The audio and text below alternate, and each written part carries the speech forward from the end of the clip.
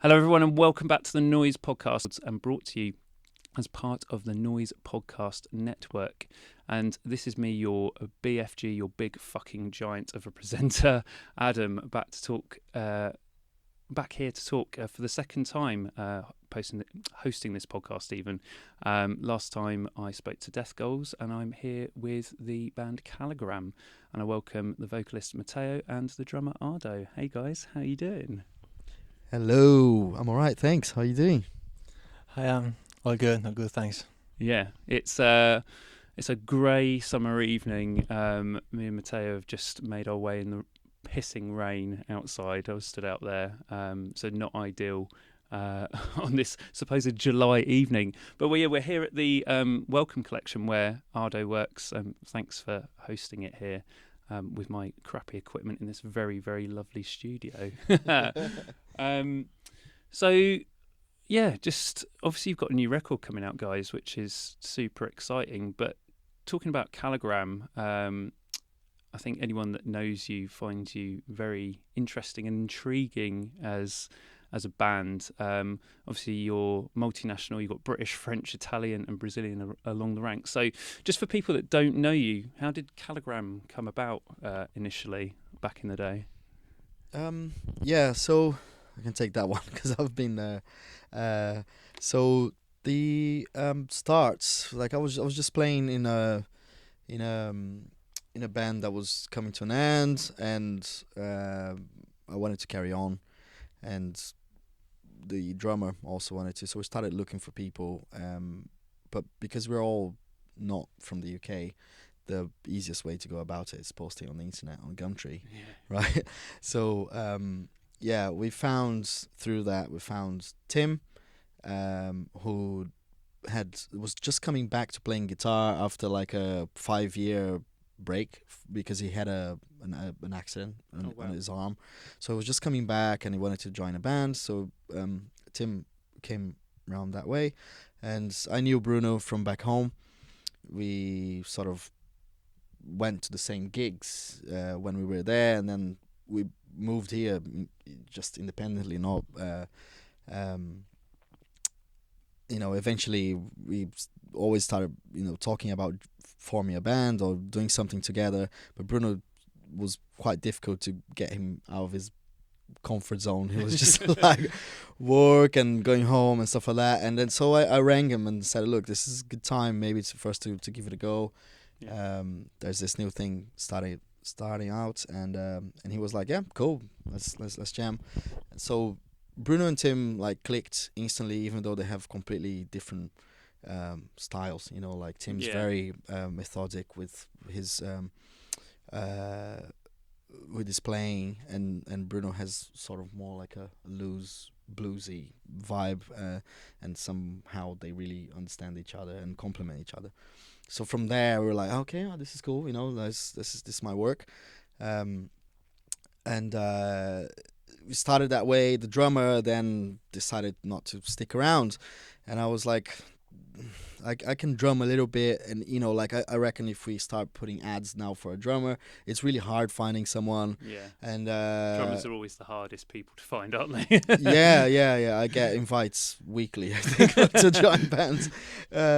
So I was like, if we start looking, we might lose the momentum here of pun unintended the album name. I had a go. The guys were like, "Well, have a go," and it turned out to be, according to them, better than it was before. So I was like, "Okay, cool, this works." Then we jammed for ages, just the three of us, writing, experimenting with a lot of different stuff, and that whole process, like other guys joined the band, and we played some shows, but this was really experimental. We didn't really have an identity or anything. It was just like jamming on like writing songs and figuring out what we wanted to play, because we got along well musically, but not really we didn't really know what the band was gonna be. It's like, it's gonna be heavy, but I guess like at the start it sounded a bit proggy because we were just going to different places, and then these guys came in, left, and it wasn't until around 2015. Matteo had been in the band for a while. 2014. 2014 you joined, yeah. So 2014 Matteo joined. He, was part of this sort of experimentation phase, and then Smeetens joined in 2016 when we had our first EP already written, and then from then on, that's how the band is today. That's how we found the identity, found the people that really gel together, and we like to play music together, and the way Calligram has evolved. So yeah, that's how it happened. Yeah, and going back to I suppose that experimentation and the different members, you can hear it. You guys all have very different influences, don't you, in regards to style and the music you guys like, isn't it? Yeah, completely different, man. I mean, there's obviously a common ground, like stuff we listen to at practice. People will bring albums and say, check this out and stuff like that. We listen to some common ground, but everyone came from different places, like punk, like Bruno and Smeetens are more like punk rock. Yeah. I'm more metal, but also had some punk influences at the start. And Tim, started out with metal, but then went into a lot more jazz and hip hop even and stuff like that. And Matteo. Yeah, they usually take the piss out of me because I used to listen to really weird black metal bands. Yeah, the one that got the black and white cover. So the people that no one knows, people that probably got suicide and stuff like that. So yeah, that's mainly my references. Yeah. In terms of I was seeing and what I like to listen to, but also, I mean, hanging out with the guys, you end up listening to a lot of crust, a lot of all sorts of metal, even other genres. So I guess that all of us together, we have a kind of very broad, let's say, broad spectrum of music, music. Spectrum of music that we listen to, and I think that especially in this album, you get to notice all these different aspects of this spectrum, because all of us put so many personal, influences in this album, and that's why I think it sounds so good. Yeah, because it's got a lot of variety, and yeah.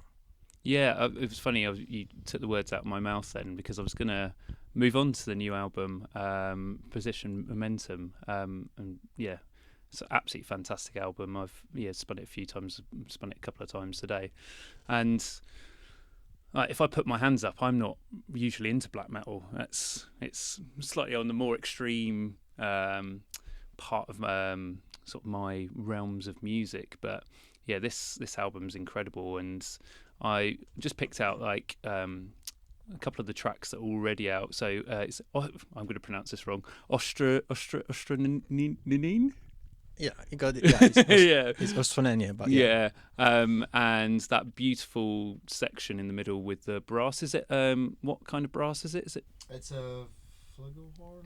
Flugelhorn, yeah. I was trying to work it out earlier on the way here. We were calling it trumpets, but which he brought one as well to the session. But but it turns out it's that. Yeah. So that's a very good example of that, and then Existre, which has that really post-metal-y bit, sort of about 2/3 of the way through, which is again, it's absolutely fantastic. It catches you a bit by surprise, but it slots in so well. Talking about Russ Russell, the producer for this record, you went up and worked with him. How was it working with him, and how did he influence that and your sound as well? So Russ Russell has been amazing, to be honest. He's been the perfect producer for this band, because I think that a producer needs to be able to understand what you want to do better than you understand your own music, basically. We went there with a rough idea, a blurry idea what we wanted the album to sound, and then he got it and he made it happen. Because sometimes, and there's something that always struck me even before doing music and before playing, I never really got into considerate enough the work of a producer when I listen to an album. You just listen to an album and say, oh, this album is great, so the band is great. But then when you start actually doing music, you realize that the work that the producer puts on a record can influence so much the final results. So, and it's been amazing with us. Russell is being so great because he actually got the idea of what we wanted to sound. And he puts all the right things in the right place. And in the end, we ended up with an album that we didn't really expect it. Oh, nice. But it matches the rough idea that we had before. So yeah, his work has been amazing, and lovely human being. Yeah. As soon as we met him, it was so easygoing and friendly. So yeah, it's a great dude. We knew it was gonna work. You know, like, dude records fucking Napalm Death and Napalm Death, Wild Hearts were the first two that jumped out for me. Yeah, like, you know, we knew, and also like this sort of certainty came from when we started talking about doing the records. You know, like when we first messaged him and he got really excited about the demos and stuff, and I was like, you know, I really want to do this. I don't think Russ recorded a band that sounded exactly like us before, so I think in a way it was like exciting for everyone, you know, for us to be working with such a wicked producer, and for him to be working with a bunch of dickheads. Yeah. So it was amazing, man. It was amazing. Russ is an absolute legend.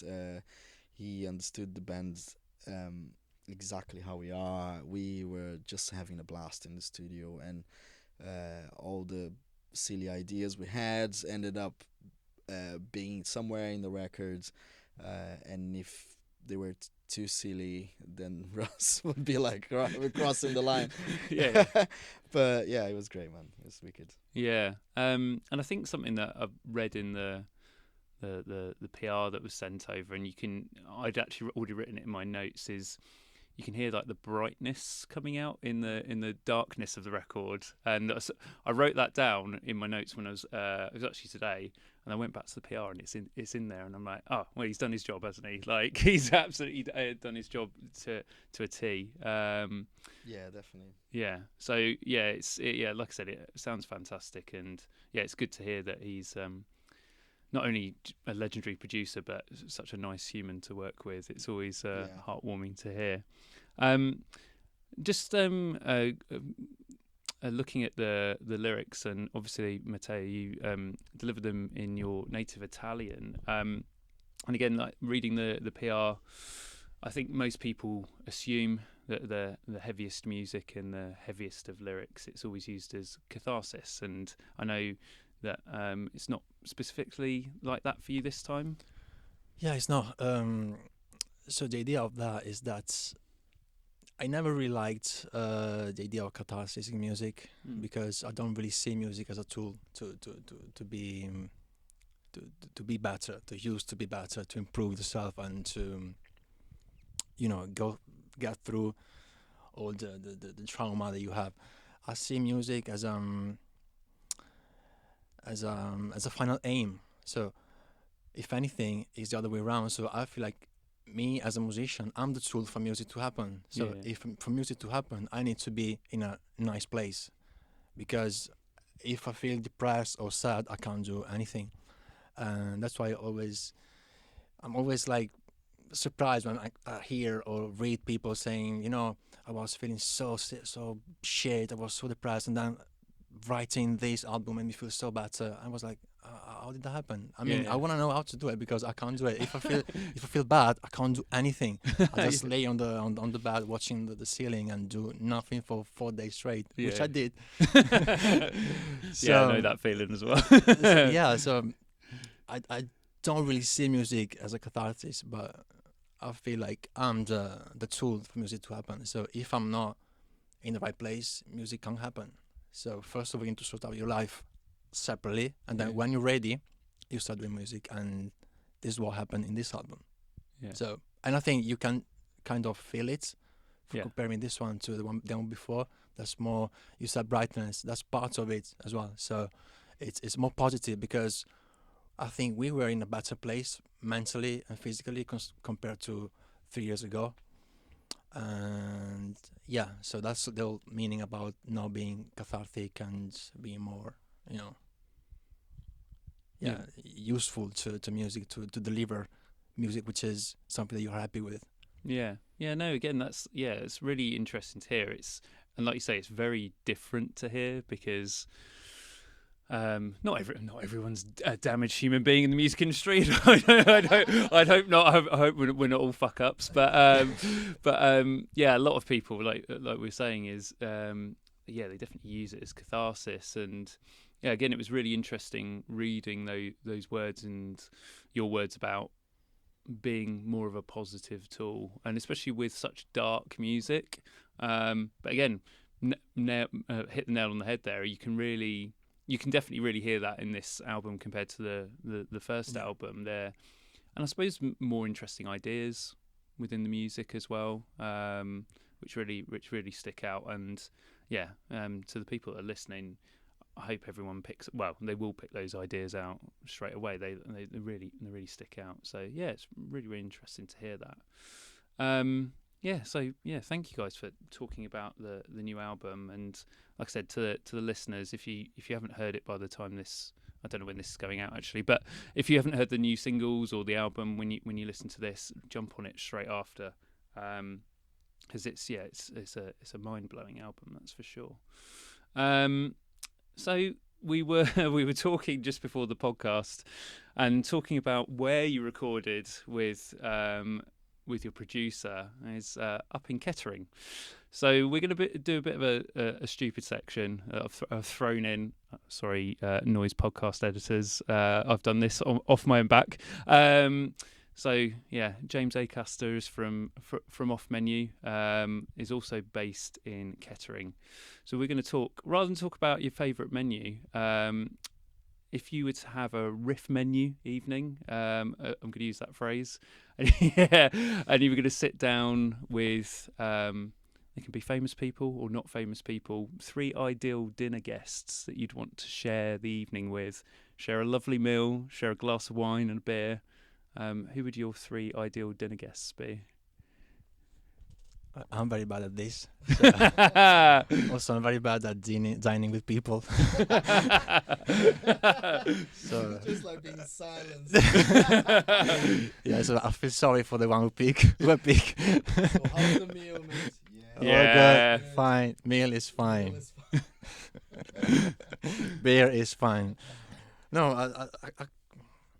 I don't know. I mean, I love comedy, so probably I would choose Ricky Gervais and Alan Partridge. Oh, nice. Yeah, I love a bit of Alan Partridge.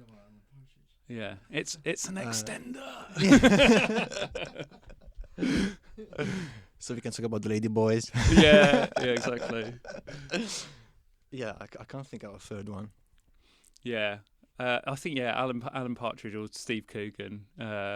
Steve different. Coogan as anything really. Yeah, he'd be hilarious. Have you watched what was the series where he travelled with The Trip? Yeah, that was quite funny. Yeah, it was fantastic. Like those two sitting down after a long drive and sharing a meal together and just riffing off each other. Like, yeah, it was really good, wasn't it? I think the third season is where I stopped following it. I think they did. Did you watch all of it? No. Yeah, I watched like 2 seasons, but yeah, it was really good. It was really good. Yeah, I was thinking of mentioning Partridge as well, because imagine having dinner with Partridge. Exactly. So fucking awkward. It'd be awkward, but you'd be in creases of laughter all evening. Yeah. Oh God, don't. The amount of times I've done that, and like, especially when you're at a festival, like, so going to 2000 Trees this week, and I'm going with a friend Dan. I know that's going to happen at some point. Dan! No, I don't think you can hear me. Dan! Yeah, brilliant. What about you then, Ardo? Who would be your three dinner guests and why? I don't know. Maybe Phil Anselmo. No, I'm joking. Oh. Yeah. And you'd have some white wine with dinner. Jesus, man. I mean, I don't know. I think well, you said Partridge. I was gonna say that. I don't know. I'm gonna go with someone really. Can it be dead? Yeah, of course yeah. you can. Yeah, we maybe can raise the dead. Yeah, maybe Dio. Like Oh. a big fan of Dio, and he was like a proper gentleman, and like he was probably someone nice to just have a conversation about anything. Like any interviews I've watched or like stuff I read, when he's talking, he's just expanding and going into deep subjects, and I'm a big fan of just avoiding small talk at all costs. Yeah. So if we could just dive into something complex and talk about the universe or whatever with Dio, that would be amazing. That would be amazing. Yeah. Who else? I mean, I'm gonna say someone that people in the UK won't know, but he's a legendary sort of hidden camera comedian from Brazil. I've got him tattooed on my leg. I'm probably the only person that has him tattooed. I don't think anyone has like bothered to do that. But to me, he's a genius. He's been doing it for like 40 years. What's his name? His name is Ivo Holanda. Cool. I'll look him up. Yeah, and he's the king of that stuff. I was watching it last night. I never stopped watching. I don't know why. It's like I've watched it a million times, and it always comes up on my YouTube recommendation. And I go like, oh yeah, why not? Yeah, and he's like, he's really old now, and he's just turned into this really sweet, just really sweet old guy. And he actually saw my tattoo. The people from the TV show found out, and they send it to him, and he sent me a personal message like crying, saying, "Oh, that's amazing." Wow. So yeah, he would be my second choice, I think. And then who else? I've said someone metal. I've said someone funny. Adriano. Imagine Adriano. He can be your third. Well, Adriano the footballer. Yeah. Oh, amazing! Why Adriano? It's definitely with all my dinner for sure. Fair. Yeah, Adriano's a legend, man. Yeah. Amazing. Funny though, because he did well and then didn't do so well at the same time. Yeah, exactly. Yeah, but you went back to Brazil and smashed it there as well after all of the. Yeah, I didn't realise he'd gone back to Yeah. Brazil. Yeah. Yeah, he did. He played for Flamengo for a few years and was won the league and stuff. Same with Ronaldinho. Oh yeah. Yeah. That's true, yeah. So maybe my third one is Ronaldinho. Oh, nice. There you go. I Chuck think in a couple of footballers. yeah, definitely. I think we got there. Imagine like Ronaldinho. Obviously, he wouldn't be alone. Just bring another 10 girls or something. He's just like always with this cohort of people like following him. Yeah. Has he still got glorious hair as well? Like. Yeah. I think it's just going grey now, but it looks the same. Yeah. Just getting up to mischief and getting arrested in Paraguay and that kind of stuff. What? Yeah, you not heard about that? No. Yeah, he was trying to cross the border with a fake passport or something. Why? He's Ronaldinho. He's like one of the most famous footballers of all time. Why does he need a fake passport? Exactly. Like he's known in Brazil as like the king of randomness. Like Okay. all of anything to do with random, like memes to do with something random, he's in it because like, for example, he won an award for literature in Brazil. What? And it was like, what? Like why? Like did you see the video? Like the one of the most famous and best musicians of all time from Brazil handing him the award. He's like, like, baffled. It's like, what's happening right here? So it's like, it's just That's mental. yeah, it's impossible to find out why he was going to Paraguay on a fake passport. But he went to jail. He got arrested there and stayed there, and obviously played football. Of course he did. So there's Probably turned it into that old. You remember that old Nike advert with like the Brazilian team, like. exactly right. There's like this really Matrix kind of camera work. Yeah, but just through a prison instead. Yeah, just a prison instead. Exactly. I mean, it was mad. Like there's some videos on YouTube. You can like look it up. Him playing there and people going wild. It's intense. Oh my god. Well, I know what I'm doing straight after this. Looking up the wild lifestyle of Ronaldinho that I didn't know existed. That's fucking hilarious. Oh, well, cool. Well, quick intro. Whilst we're on football then, who do you both support then? I'm a São Paulo supporter. I support Juventus. Oh, cool. Nice. Any Premier League team though? If you had to pick a Premier League team. Not really. I mean, yeah. I mean, I wouldn't, to be fair, either. I'm a Spurs fan, so I can't really say okay. that. No, I follow Premier League a lot, but I don't have any favorite team. Like, It's Arsenal for me. Get you off the podcast. I guess I love Guardiola a lot, so I've been Yeah. following him around. So I guess I would say City, but I Yeah. just don't care about the team. But I love the guy. I think he's probably the best manager ever in football. So Yeah. if I had to pick one, I would say Man City. But Yeah. Well, just because of him. yeah, they've just won the treble, and they will probably do it again next year, I imagine. Like, and again, talking about Arsenal, like Arsenal fell away, but City are insane. Insane. I mentioned Arsenal, but I'm not like, I don't follow them religiously because it's a very similar situation to São Paulo. So I suffer enough for one team, you know. Like it's like, I mean, Spurs, like we suffer way more.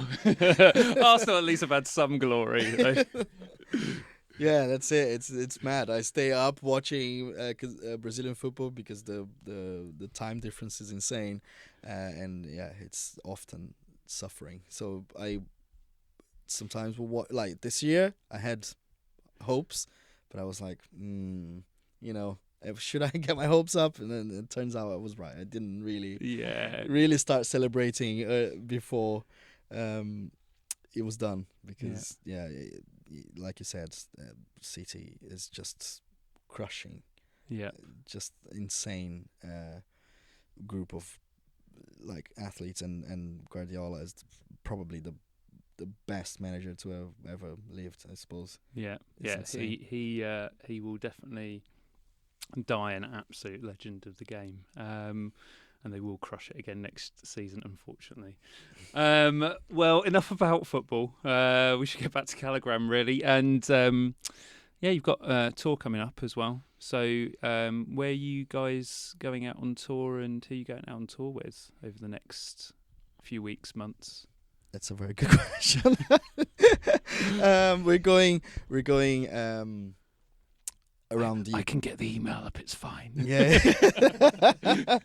I'm so bad at memorizing the names of places where we're going because I'm just like all the time doing band stuff, and once the tour is booked, I don't look at that anymore.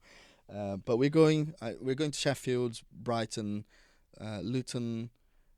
Where else, Matteo?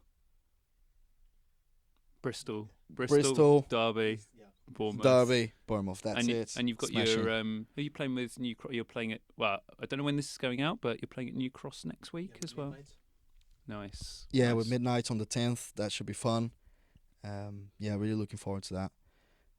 It's gonna be our first show since Restart the Heart. Is that the last London show you played? Yeah, I think so. With that was with Hidden Mothers, because I came along to that one. Yeah, Hidden Mothers and God, who else played that? Was it Dawn Raid? Ern? Possibly. Oh, We've God. played so many shows with Dawn Could be Raid. any of those bands, couldn't it? Yeah, definitely. Probably. We're doing those dates in the UK, Nice. and then we don't know exactly what's happening to the rest of the year. We want to see the response to the album, Really, we had some plans of going to Europe, but it's still kind of a nightmare arranging stuff to go out there. So yeah, we decided to do that post album release. See what the reaction's gonna be. See where we can take the band, and knowing that there's gonna be people there. Yeah, definitely. Yeah, and especially like you say, nowadays it's a little bit harder to get into Europe, and it's very costly. Yeah. So yeah, you just need to see where you've got support out there nowadays, and not make a shit ton of money loss on a tour. Yeah, exactly. Because it's been like obviously like post pandemic. The first year was insane with everyone getting back on the road. I suppose like before things somewhat naturally balanced out with bands. Some bands having downtime writing, and then some bands touring, and it kind of like naturally balanced out the industry. But seems like everyone went back into touring post the pandemic, and then it was just difficult, booking anything. All like venues were fully booked, and it's like bands everywhere, and people, like the financial situation for people isn't the best, so you're selecting a lot what gigs are you're going to, and then if some of your favorite bands are like around all the time, it's difficult. I mean, at least this is how I felt here. Like, going to gigs, I had to pick some, and couldn't go to all because it was just happening all the time. I think now it's getting a bit more, it's getting a bit easier, but yeah, we haven't decided to venture out to Europe and further. Hopefully further, we have plans of going to the US and Brazil and things like that, but it will be a little later. Yeah, definitely. Yeah, and I agree with that. Like the gig stuff. The last 2 years was mad. I was talking about it with some friends recently because it was on Facebook, seeing like the 1 year posts, and I'm like, last summer you look at my gig list last year. It was like Deftones. These are just the big gigs. It was like Deftones, 2 nights of Glassjaw, 9 Inch Nails, Yeah Yeahs, LCD Sound System. God, I can't even remember what else. And then all the small gigs as well. And it was just like last summer was fucking mental. I think it was like 3-4 gigs a week. And this year, like you say, I've done the same this year. I've just like pick and choose what I really, really need to go to, and not go to 3 gigs a week because you just can't afford it. Like, yeah, definitely. Like you go in and you want to buy some merch, and you want to have a few beers. It's like always works out so expensive. Yeah, but we'll work around it. Yeah, definitely. Well, yeah, I hope you get the chance to go out to Europe and that. And yeah, to the listeners, I think this is going out before the tour. Get out and see these guys over those dates. Obviously, they're all up online on their socials. So yeah, thank you guys for coming and joining me today, and thank you, Ardo, for hosting here. So just to wrap up to the listeners, obviously you can find the Noizze podcast on all good streaming sites, and you can find the socials at Noizze Podcast Network, as well as the website at Noizze UK for all good reviews. I can't remember what I've reviewed recently, but there's some good stuff up there. And of course, follow, like, and subscribe, and all that good stuff. So yeah, thank you, Matteo and Ardo, for coming on again. And I'll see you guys at the New Cross in a couple of weeks. Yeah, awesome. Thank you very much. Thanks for having us, man. It's been fun. Thank you. Cool. Yeah, thank you very much. It was very fun. Cool. Thanks guys. Bye. Cheers. Bye.